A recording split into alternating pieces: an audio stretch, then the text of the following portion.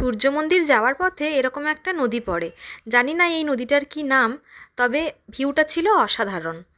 অনেক রাস্তা পার করে পৌঁছে গেলাম সূর্য মন্দিরে। মন্দিরে প্রবেশের আগে আমরা ঢুকেছিলাম একটা মিউজিয়ামে, যেখানে কোণার্ক সূর্য মন্দির সম্পর্কে অনেক ইনফরমেশন আছে। অনেক পুরনো পুরনো জিনিস এখানে সুন্দর করে গুছিয়ে রাখা আছে।